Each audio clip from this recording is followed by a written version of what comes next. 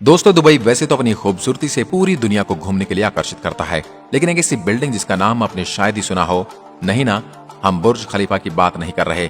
हम बात कर रहे हैं कैपिटल गेट के बारे में। इस बिल्डिंग की बनावट देख या तो दिमाग में आ ही रहा होगा कि इसे आखिर बनाया कैसे होगा। तो चलिए जानते हैं और इंजीनियर, आर्किटेक्चर और कंस्ट्रक्शन वर्कर की मेहनत के बारे में, जिन्होंने इसे आबू धाबी के खलीफा बिन जायद अल नहयान की फरमाइश पर बनाया था। 3 साल की मेहनत के बाद अबू धाबी में इंजीनियर और आर्किटेक्ट्स एक ऐसी बिल्डिंग का स्ट्रक्चर बना चुके थे जो किसी भी तरह मुमकिन नहीं था। ये कैपिटल गेट बिल्डिंग का स्ट्रक्चर था जिसको अबू धाबी के खलीफा बिन जायद अल नहयान की फरमाइश पर बनाया गया था, क्योंकि इस बिल्डिंग पर लाखों टन वजन सिर्फ एक तरफ को झुका हुआ है। इस वजन से इंजीनियर को यह खौफ था कि कैलकुलेशन से थोड़ा भी वजन बढ़ गया तो बिल्डिंग का यह स्ट्रक्चर एक ही पल में ढेर हो सकता है। यहाँ तक पहुंचने के लिए कंस्ट्रक्शन टीम ने जिन चैलेंजेस का सामना किया था वो शायद बुर्ज खलीफा की कंस्ट्रक्शन टीम ने भी नहीं किया होगा, क्योंकि एक कैपिटल गेट का डिजाइन एक ऐसा डिजाइन था जो फिजिक्स के लॉ को तोड़ने के लिए बिल्कुल करीब करीब था। उस टाइम पर जब बिल्डिंग लॉन्च के लिए बिल्कुल तैयार थी, उस वक्त अबू धाबी के खलीफा की तरफ से कंस्ट्रक्शन टीम को क्या मैसेज आया जिसने बिल्डिंग को बनाने वाले इंजीनियर को चौंका दिया था। न ही बिल्डिंग का डिजाइन इस चीज की परमिशन दे रहा था और न ही इंजीनियर में शेख को मना करने की हिम्मत थी। चलिए जानते हैं इस वीडियो में इसके बाद इंजीनियर ने ऐसा क्या किया। दोस्तों, कैपिटल गेट अबू धाबी में मौजूद दुनिया की एकमात्र ऐसी बिल्डिंग है जो इतनी ऊंची तो नहीं, लेकिन इसमें आर्किटेक्चर के रूल्स को बाकायदा झकझोर कर रख दिया था। 524 फुट ऊंची इस बिल्डिंग के आधे से ज्यादा वजन एक तरफ को झुका हुआ है, लेकिन यह किसी गलती की वजह से नहीं बल्कि यही इसका डिजाइन था, क्योंकि कैपिटल गेट का झुकाव इटली के लीनिंग टावर ऑफ पीसा से भी 5 गुना ज्यादा है। इसी वजह से इसको Guinness book of world record भी मिल चुका है। लेकिन आखिर अबू धाबी के शेख को जरूरत क्या थी इतनी खतरनाक बिल्डिंग बनाने की? असल में दुनिया भर में एक के बाद एक यूनिक स्ट्रक्चर बनाने की रेस चली हुई है। जो जीतेगा वही जो सबसे अलग और सबसे मुश्किल तरीन स्ट्रक्चर बनाएगा। इस रेस में हिस्सा लेने के लिए और दुनिया भर के टूरिज्म अट्रैक्ट करने के लिए 2007 में अबू धाबी के खलीफा बिन जायद अल नहयान भी मैदान में उतर आए। उनका टारगेट ऊंची तरीन बिल्डिंग बनाने का नहीं बल्कि उनको एक ऐसी बिल्डिंग बनानी थी जिसका डिजाइन देखने दुनिया भर से लोग आए, जिसको बनाने में ज्यादा वक्त भी न लगे और जो फिजिक्स के लॉज को चैलेंज भी करे। इसी मकसद को पूरा करने के लिए खलीफा ने अपने कजन शेख सुल्तान को अपॉइंट कर दिया। ये टास्क मिलते ही शेख सुल्तान ने लंदन की टॉप आर्किटेक्चर फर्म RMGM से राब्ता किया और यही इस बिल्डिंग को बनाने का सबसे पहला कदम था। कैसे इंजीनियर और वर्कर ने इस खतरनाक चैलेंज को अंजाम तक पहुंचाया, कैसे इस बिल्डिंग को ठीक 18 डिग्री पर डिलीट किया गया और कैसे लाखों टन वजन इस झुकाव को गिरने से बचाएगा। Challenge number 1, London best architecture firm को जब ये टास्क दिया गया तो यही इन सब का बड़ा चैलेंज था। उनको एक ऐसा डिजाइन बनाना था जो उनके ही बनाए गए आर्किटेक्चर रूल्स के खिलाफ हो। आर्किटेक्चर फर्म के कई डिजाइन पहले तो रिजेक्ट किए गए, लेकिन फिर इस डिजाइन को बनाने के लिए उन्होंने अबू धाबी के रेगिस्तान में मौजूद खूबसूरत रेत के टीलों और समुद्री लहरों से इंस्पिरेशन ली। अब बारी थी कुदरत के इस खूबसूरत जोड़ को शक्ल देने की। आर्किटेक्चर नील वॉन डेर वीन ने दिन रात एक करके ऐसा डिजाइन पेश किया जिसको समुद्री लहरों की शेप दी गई और इसका बॉटम रेत के टीलों जैसा था। और तो और हर एंगल से देखने पर बिल्डिंग का व्यू बिल्कुल चेंज हो जाता है। चैलेंज नंबर 2, यह डिजाइन शेख सुल्तान को पसंद तो आया, लेकिन इसमें एक मसला था। जी हाँ, कैपिटल गेट के डिजाइन को रियलिटी बनाने के लिए एक्स्ट्रा ऑर्डिनरी इंजीनियरिंग चाहिए थी, क्योंकि डिजाइन के हिसाब से बिल्डिंग का टॉप उसके बॉटम से पूरे 108 फीट हटा हुआ था, जिसकी वजह से बेइंतहा फोर्सेस पैदा होगी जो बिल्डिंग की फाउंडेशन को जमीन से फाड़ देगी। तो अब कंस्ट्रक्शन टीम के लिए एक चैलेंज था कि उनको एक ऐसी फाउंडेशन तैयार करनी थी जो झुकी हुई साइड के लाखों टन के वजन को आराम से झेल सके। इस चैलेंज को अंजाम तक पहुंचाने के लिए प्रोजेक्ट आर्किटेक्ट टॉनी आर्कोबोल्ड ने फाउंडेशन बनाने का काम स्टार्ट किया।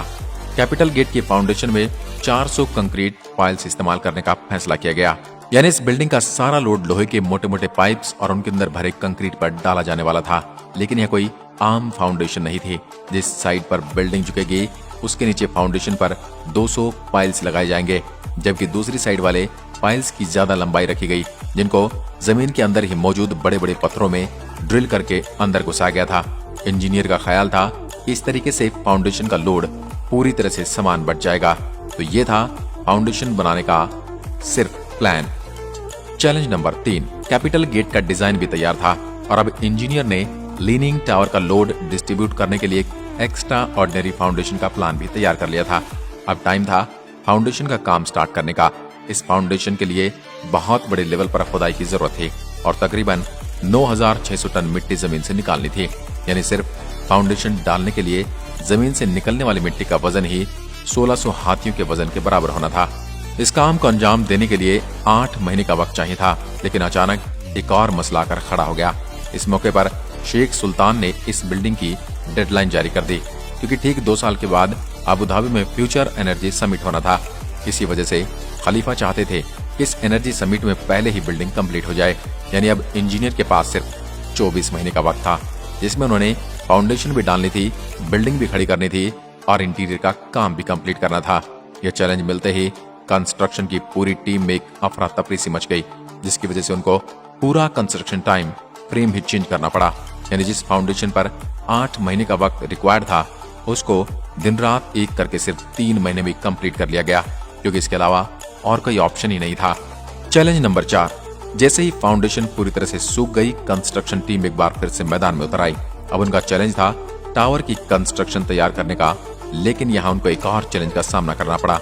नॉर्मल स्काई स्क्रैपर एक सॉलिड कोर के गिर्द बने होते हैं, जो बिल्कुल सीधा ऊपर तक जाता है, लेकिन कैपिटल गेट के केस में अगर ऐसा ही कोर बनाया गया तो झुकाव की वजह से कोर एक तरफ मुड़ भी सकता है, जिसकी वजह से भारी नुकसान उठाना पड़ सकता है।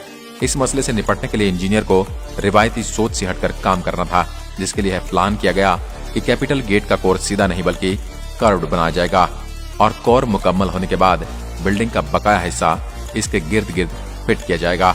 लिहाजा अब कर्व्ड कोर का काम जल्द से जल्द स्टार्ट करना था, ताकि डेडलाइन से पहले काम खत्म हो सके। Challenge number 5।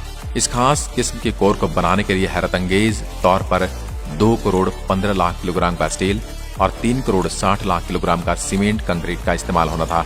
लेकिन यहाँ अब एक और मसले ने जन्म लिया और अबू धाबी की कड़कड़ाती गर्मी में दिन के टाइम पे पारा 50 डिग्री सेंटीग्रेड तक पहुंच जाता है।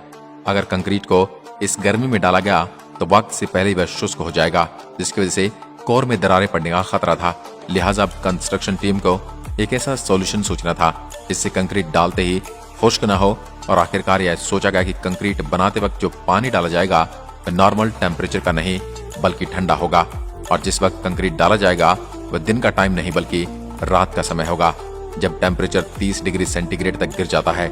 यह काम अंजाम देने के लिए आइस फैक्ट्री से बर्फ मंगाई जाती, जिसको पिघलाकर ठंडे पानी के तौर पर सीमेंट और पत्थरों के साथ मिलाकर कंक्रीट मिक्सचर बनाया जाता।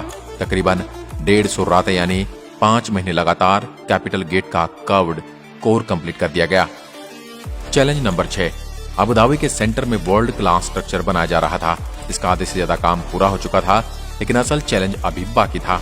कंस्ट्रक्शन टीम ने तो कोर को थोड़ा कर्व्ड शेप दे दिया था, मगर अब बारी थी बिल्डिंग के असली मुकाम की, जिसके लिए डाइग्रिड टेक्नोलॉजी का इस्तेमाल होना था, जिसमें लोहे से बने फ्रेम छोटे छोटे हिस्सों में कोर के गिर्द लगाकर बिल्डिंग को झुकाया जाना था। टोटल 720 लोहे के बड़े बड़े फ्रेम बनने थे, लेकिन बिल्डिंग की शेप की वजह से हर फ्रेम को अलग से डिजाइन करना था। यानी टोटल 720 लोहे के फ्रेम, हर एक फ्रेम का वजन 16,000 किलोग्राम और हर एक फ्रेम की शेप एक दूसरे से अलग होगी। यह काम अंजाम देने के लिए शारजा की स्टील मैन्युफैक्चरिंग कंपनी को टास्क दिया गया, क्योंकि हर फ्रेम की शेप एक दूसरे से अलग थी। इसी वजह से पूरे 720 फ्रेम कंप्लीट करने में इनको 5 महीने का वक्त लग गया। Challenge number 7। आखिरकार वर्कर की अंत तक मेहनत के नतीजे में कैपिटल गेट का डायग्रिड भी कंप्लीट हो गया और 77 विंडो पैनल लगाने का काम भी चलता रहा। अब बिल्डिंग में सिर्फ छोटे मोटे काम ही बाकी थे, जो शेख सुल्तान को दी गई डेडलाइन से पहले ही कंप्लीट हो जाने थे। बिल्डिंग अब हैंडओवर के बिल्कुल करीब ही थी कि अचानक अबू धाबी के खलीफा के ऑफिस से एक मैसेज आया, जिसमें उन्होंने कैपिटल गेट के टॉप पर एक हेलीपैड की फरमाइश कर दी। यह मैसेज कंस्ट्रक्शन टीम के ऊपर पहाड़ बनकर गिरा, क्योंकि फाउंडेशन से लेकर डाइग्रिड तक सब कुछ कंप्लीट हो चुका था और कैपिटल गेट का सारा लोड पहले से कैलकुलेटेड था। यानी डिजाइन बनाते वक्त हेलीपैड और हेलीकॉप्टर का वजन शामिल नहीं किया गया था। यह मसला कैपिटल गेट की कंस्ट्रक्शन के दौरान खड़ा होने वाला था, सबसे बड़ा मसला साबित हुआ।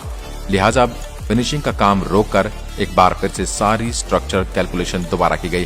कैलकुलेशन के बाद ये नतीजा निकाला गया कि स्ट्रक्चर हेलीपैड का वजन को बर्दाश्त कर लेगा, लेकिन स्ट्रक्चर का डिजाइन कुछ ऐसा है कि तेज हवा के मौसम में हेलीकॉप्टर बिल्डिंग पर लैंडिंग के दौरान क्रैश भी हो सकता है। लेकिन अब किसी भी सूरत में यह हेलीपैड बनाना था, क्योंकि अब शेख की फरमाइश ठहरी। इसी मकसद के लिए लंदन में कैपिटल गेट को विंड टनल टेस्ट किया गया, जिसमें यह बात साबित हो गई कि तेज हवा से बिल्डिंग पर हेलीकॉप्टर की लैंडिंग खतरे से खाली नहीं होगी। विंड इंजीनियर लेथेन ऑर्लियस ने ये सजेशन दी कि अगर हेलीपैड के डिजाइन में चेंजेस की जाए और हेलीपैड की ऊंचाई को 2 मीटर कम किया जाए तो यह मसला काफी हद तक कम हो सकता है। मॉडल में हेलीपैड का डिजाइन चेंज किया गया तो हैरतअंगेज तौर पर विंड इंजीनियर की सजेशन सच साबित हुई। यह खबर मिलते ही कैपिटल गेट पर हेलीपैड की कंस्ट्रक्शन स्टार्ट कर दी गई और बिल्डिंग को वक्त से पहले ही शेख सुल्तान को हैंडओवर कर दिया गया। कंस्ट्रक्शन टीम और वर्कर को सलाम है जिन्होंने अपनी काबिलियत से दुनिया का सबसे ऊंचा लीनिंग टावर बनाया है। दुबई के शेख अपने पैसों के दम पर कुछ भी कर सकते हैं। दोस्तों, कैसी लगी हमारी आज की वीडियो? अगर वीडियो पसंद आई तो लाइक कीजिए और ऐसी वीडियो देखने के लिए हमारे चैनल को अभी सब्सक्राइब जरूर करें। धन्यवाद। जय हिंद, जय भारत।